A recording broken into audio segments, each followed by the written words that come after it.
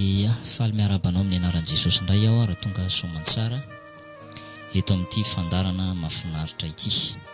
Faly miarabanao amin'ny anaran'i Jesosy indray aho tonga soa indray eto amin'izao fandarana mahafinaritra izao afa-tsika mizara ny sakafom-panahy mahavelona avy amin'ny tenin'Andriamanitra, ao ihany koa ireo fijoroana vavolombelona, ireo asa mahagaga izay nataon'Andriamanitra.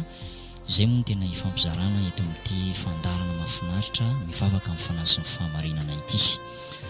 Ny antony fandarana dia maro ireo kristianina izay tsy mahalala akory ny tena zavatra arany, zavatra inony, zavatra hivavahany, kanefa dia ohatran'ny hoe mivavaka tsotra fotsiny amin'izao fa tsy dia mahafantatra zavatra firy. Nefa ny Baiboly milaza manao hoe tsy tsara ny fanara tsy manana fahalalana, ka izay indrindra no antony nanosika anatanteraka nanosika anay anatanteraka ity fandarana ity mba ahafahanao mahazo tsara izay tiany Baiboly ambara, mba ahafahanao mitombo amin'ny fahasoavana, mba ahafahanao mitombo amin'ny fahalalana tsara ny Jesosy Kristy dia hiezahana hanambarana aminao ny zava-misy marina, ireo fahagagana, ireo fijoroana vavolombelona, ireo zavatra maro be izay mitarika ho any amin'ny fahamarinana sy ny fahafantarana ny tena fahamarinana marina. Dia androany herintsika manana fandarana mahafinaritra indray, misy fijoroana vavolombelona kely ity izay nalefan'ny olona ty amiko aty ary dia eto moa dia tsy anavahana fa na iza na izy ianao manana zavatra tiana ho ambara sy ho zaraina dia afaka mahazo ny larana finday 033 78 882 55. Averiko indray mandeha 033 78 882 55 na ny numéro téléphone orange zany 032 95 573 13 032 95 573 13. Raha manana zavatra ho zaraina ianao, raha manana zavatra ho ambary ianao mahakasika ny amin'ny fahamarinana, mahakasika ny amin'ny tenin'Andriamanitra, mahakasika ny amin'ny fahatsapana, mahakasika ny amin'ny fijoroana vavolombelona, mba hifampahirezantsika eto amin'ity fandarana ity dia alefaso ny SMS ary dia ho zaraina manerana ho alefa manerana zao tontolo zao zany hoe pibliena manerana zao tontolo zao ary dia maro ihany koa ny azo tombotsoa ireo kristianina izay mielipatrana any ivelany any amin'ny kilometatra lavitra maro any ampitan-dranomasina any dia azo tombotsoa manokana amin'izao fandarana zao satria afaka manana fifandraisana mivantana ao amin'ny internety, ao amin'ny YouTube zany alefa mivantana amin'ny YouTube ity fandarana ity ary dia afaka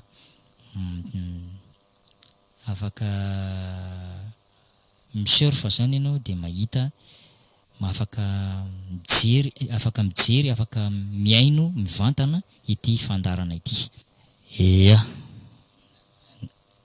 Ia ndao ary hoarantsika vetivety izay fijoroana vavolombelona nalefan'ity namana kristianina anankiray ity izay tantara tena nisy marina izy ity indray andro napahitan'i Jesosy fahitana ity olona anankiray ity ary dia izao ny zavatra izay nambarany. Hivavaka aloha tsika mialohan'ny hidirantsika any amin'izay votoaton'ny fandarana izay, hivavaka tsika aloha.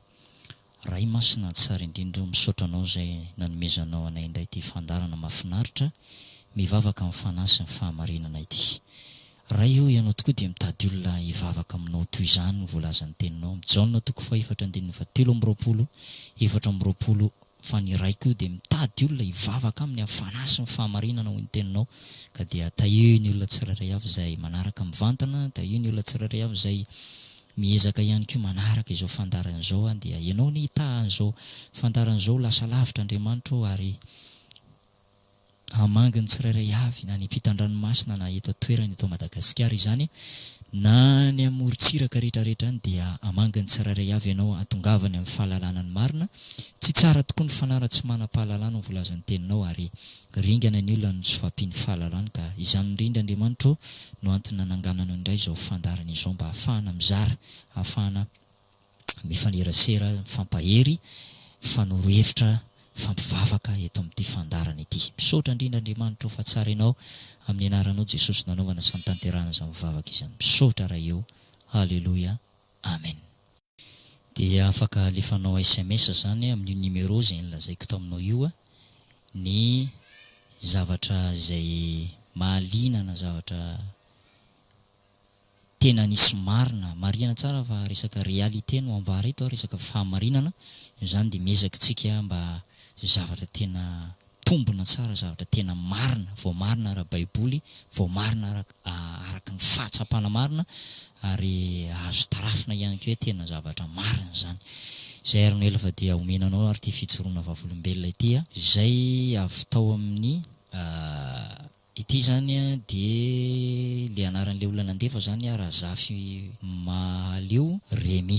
Razafy Mahaleo Rémy, Jesosy Mamonjy, France. Izao zany ny zavatra izay nambarany fijoroana vavolombelona izy ity mba ho fananarana izay mety maloto fo amin'ny hafa.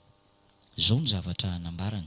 Nisy anabavy anankiray napahitan Jesosy fahitana, pastera lehibe very tany amin'ny elo kanefa izy nampiasainy tamin'ny fitaomana fanahy be dia be ary tena lehilahy nahery tokoa. Hoy Jesosy, ranabavy, fantatrao ve pastera mijaly ao amin'ny elo? Dia hoy ranabavy, eny Jesosy, tena fantatro pasterana io, tena mpanomponao izy io, fa nahoana re izy dia tonga aty amin'ny elo kanefa tena tianao tena ambonin'ny tany?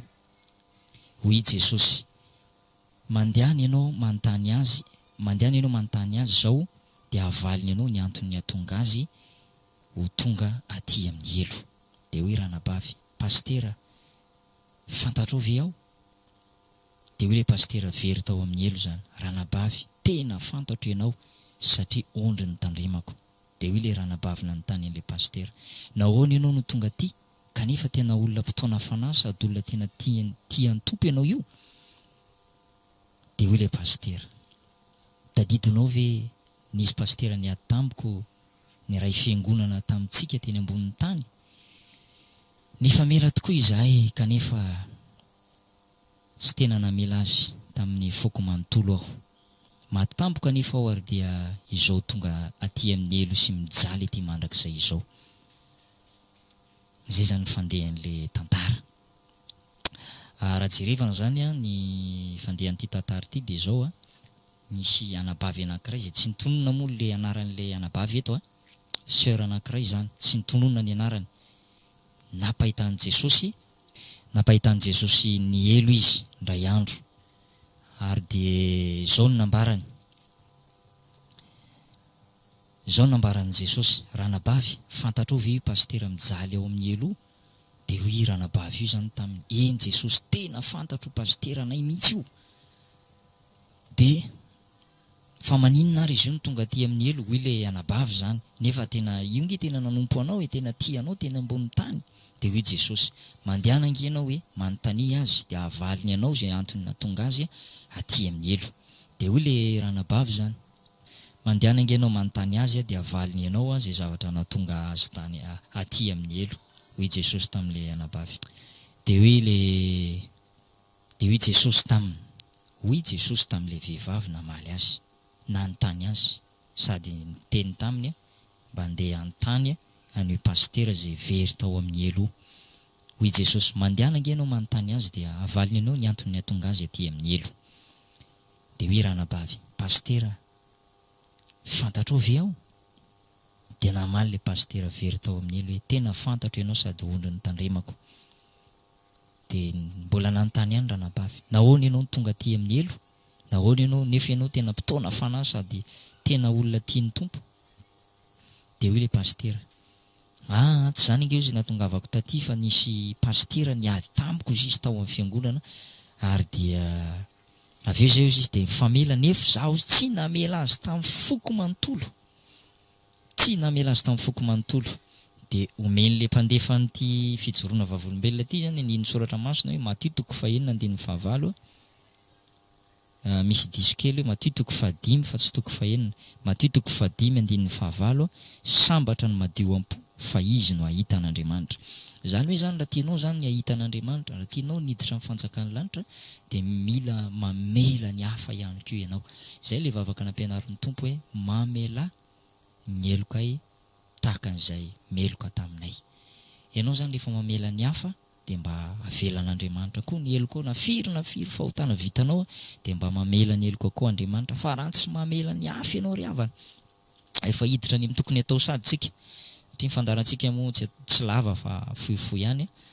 Tokony atao zany raha misy olona nanano alahelo dia andanaingana mifona aminy. Zay koa le vavaka nampianarin'ny Tompo hoe toroteny moa izy fa tsy vavaka e, toroteny zay nataon'i Jesosy hoe raha mivavaka ianao, raha mitsangana hivavaka ianao izy ka eo am-panaterana fanatitra amin'le fotoanany fanatitra iny mihitsy, eo ianao zany matsiaro tampoka ranona tena mbola misy alahelo amin'iny olona anankiray iny, tena mbola tsy reglena iny raha-pihavanana anay sy le dadatoanay na le neniraivonay na le neny faranay na ny dadanay voko na ny dada farako ny dadatoako tena ohatrany miady aminy, ohatrany mbola tsy milamina, ohatrany tsy mifamela mihitsy ary tsy mifandevo maty mihitsy azy.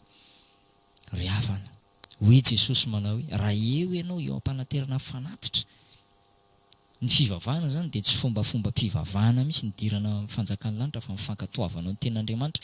Ka raha eo am-panaovana fanatitra ianao, indraindray mantsy misy olona zatra fotsiny manao fanatitra hoe fa tonga amin'ny fotoanany fanatitra dia zatra fotsiny, fa tsy mahafantatra akory hoe inona no tena dikan'le izy, inona no tena dikan'le hoe manao fanatitra. Fanatitra voalazan'ny ten'Andriamanitra amin'ny Romanina 12:1-2 dia manazava tsara hoe atoloro izy ny tenanareo fanatitra velona, masina, sitrak'Andriamanitra. Zany hoe amin'ny Jesosy zany tsy le volanao iny tena zava-dehibe fa lay tenanao mihitsy, atoloro ny tenanao ho fanatitra velona, masina, sitrak'Andriamanitra. Ka raha mivavaka ianao zany ka misy olona manana alahelo aminao dia tsy dia important amin'Andriamanitra loatra aloha le volanao fa le fanahinao tena regle tsara mihitsy. Ianao vao vela heloko, ianao manana fihavanana sy fifandraisana amin'Andriamanitra, tena zay ny tena hoe ankasitran'Andriamanitra sy ianon'Andriamanitra vavaka. Zay voalazan'ny ten'Andriamanitra, atoloro ny tenanareo izy fanatitra velona, masina, sitrak'Andriamanitra. Rehefa mamela ny hafa ianao dia mba ho ankasitran'Andriamanitra koa ianao mamela ny eloko ao Andriamanitra. Zay vahanareo ety izy dia vaovahany an-danitra hoy Jesosy tamin'ny Petera.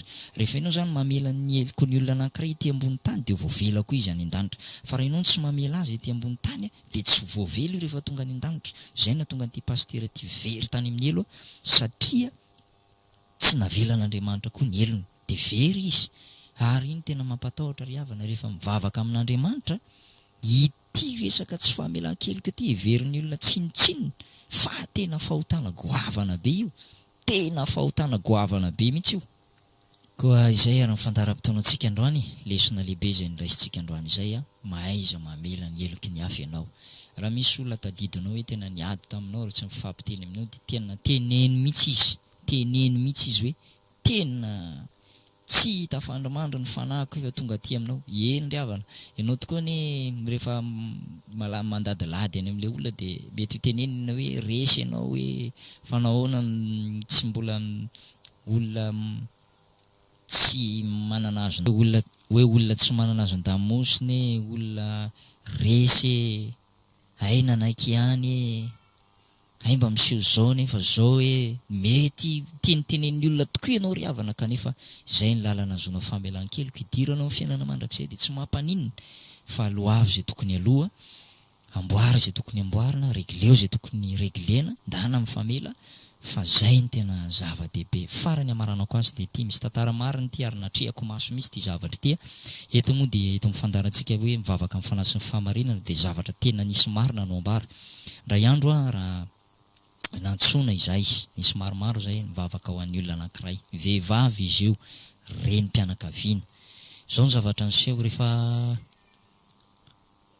akaiky ho faty zany dia niady tamin'izany eny aloha zany ty renim-pianakaviana ty. Eto moa zany resaka tsy famelan-keloka no tiantsika voizina dia efa nisy ady nataondry zareo tany aloha be tany zany dia noho ny taty arina zany rehefa tena niady tamin'ny fahafatesany ty anabavy anankiray rem-pianakaviany ty dia nilaza marina izy ry havana. Ozy izy manao hoe nanontany zany le mpampivavaka tao. Nanontany zany le mpampivavaka tao, le olona mivavaka ho azy zany ka mivavaka moa tsy maintsy manontany fa tena vonona tsara ve no ianao amin'i Jesosy, tena efa pare, tena efa tsisy zavatra manelingelina anao tsony ve? Dia ozy ty renim-pianakaviany ty hoe efa milamina daholo izy ny zavatra rehetra fa mbola misy zavatra anankiray izay tena atahorako izy. Zasy le zanako anankiray izay ozy izy dia tena mbola tsy mifamely izay fa niady. Dia izay ozy izy ny tena mba tiako mba ho tonga ty izy mba hifamely izay. Inona tokoa izy anao ry havana? Tsy nanaiky io renim-pianakaviana io raha tsy natsoina le zanany. Nefa le zanany mipetraka lavitra eo amin'ny toerana misy azy ny tena mbola lavitra. Kanefa dia teo any an-danitra io anabavy io dia tena tsy maintsy nireglena zay zavatra azo nireglena. Natsoina tany le zany, natao zany zay fomba niaonana izy mianaka. Dia mifamela heloka teo zany. Famela teo dia teo dia tena regle zany zavatra rehetrarehetra e. Dia vita ny famelana dia inona ozy ianao fotoana vitsy taorianan'izay andro vitsy taorianan'izay dia maty io renim-pianakaviana io. Maty io renim-pianakaviana io. Tiako lazaina aminao dia izao zava-dehibe ny famelan-keloka. Mety hoe izay sisy ny andrasan'Andriamanitra taminy satria efa mpivavaka io, tsy tian'Andriamanitra ho very eny amin'ny elo. Dia nitenenin'Andriamanitra mihitsy ndany ianao mifamela amin'ilay zanaka ao any. Raha tsy tianao ianao ndany ampanatsoy aty ilay zanaka io mba hifamela aminao, raha tsy tianao ny very eny amin'ny elo. Dia misaotra an'Andriamanitra moa fa dia famela ry zareo dia lamina zavatra rehetrarehetra fa raha tsy nisy an'izay zany dia azo antoka koa fa very io anabavy io araka ty tantara zay nambara taminao ty fa very tany amin'ny elo le pasteur. Tsy midika akory hoe pasteur ianao na mpitondra fivavahana na dekona ianao na mpandray fanasan'ny tompo ianao na mpiandry ianao ninona andraikitra raisinao titre raisinao eo amin'ny fiangonana tsy voatery akory rehefa mandray andraikitra ambony ianao dia voatery tsy maintsy ho any an-danitra. Fa raha tsy manam-pamasinana ianao, raha tsy voavela heloka ianao, raha tsy milamina tsara amin'ny fiarahanao sy Jesosy tsy hiditra any an-danitra mihitsy ianao. Na oviana ry havana. Ka izay ny antony anambarana amintsika amin'izao fandarana mivavaka amin'ny fanahy sy ny fahamarinana izao satria izay ihany ny atongavana amin'ny fiainana mandrakizay. Tsy resaka titra io, tsy resaka hoe ianao manana andraikitra ambony eo amin'ny fiangonana no hidiranao fanjakan'ny lanitra, tsy resaka fombafomba fa ilay fifandraisanao Jesosy mitoetra ao am-po, famasinam-piainana ianao miandry ny fiavian'i Jesosy Kristy eny amin'ny rahona lanitra, vonona iaona amin'i Jesosy tahaka n'io anabavy anankiray izay joroana vavolombelona taminao fa tena vonona izy reglena ny zavatra rehetra, vonona iaona amin'i Jesosy. Izay ary ny ela fa dia hivavaka tsika marana amin'ny fotoana izay indray ary ny fampizarana tamintsika teto mbola verimberina amintsika mora manana zavatra tiana ho zaraina ianao dia efa nomenanao larana antaribia, larana finday efa nomenantsika teo 033 78 882 55. Izay ary fa dia hivavaka tsika risaotra ny tompo dia manao velomantsika tsy pakafy tsirairay avy tsika namana, tsika mpanaraka amin'ny fandarana tompo anetahantsika ary engany antsika mbola hivavaka amin'ny fanahy sy ny fahamarinana hatrany tanjona moa dia izao ihany mba hatongavantsika ny fiainana mandrakizay. Hivavaka tsika. Ray masina tsara indrindra izay any an-danitra misaotra betsaka anao izay noho ny amin'izany afatra avy aminao izany indray fijoroana vavolombelona tena nisy marina. Misaotra betsaka Jesosy lehibe loatra ny fitiavanao, lehibe ny famindramponao, mbola ahafahany indray mifampizara, mifampahery eto amin'ity toerana ity ka dia tahizo fandaran'izao lasa lavitra ary ianao ihany koa hitany tsirairay avy izay any ampitan-dranomasina, ireo namana raha lasina bavy kristianina any ampitan-dranomasina any, tahiho ny asa fanompoana, tahiho ny fanahiny, tahiho ny tsirairay avy ary izay rehetra mbola tsy tafiditra ny valan'ny famonjena dia avonjeo Jesosy eo amin'ny anaranao Jesosy. Naovana izany mivavaka izany, mivavaka izay tompo mba hivavaka amin'ny fanahy sy ny fahamarinana anie ny olona, ahafantatra ny tena lalam-pamonjenao marina, andray an'i Jesosy ho tompo sy famonjy ny tenany manokana. Misaotra Jesosy eo. Amen.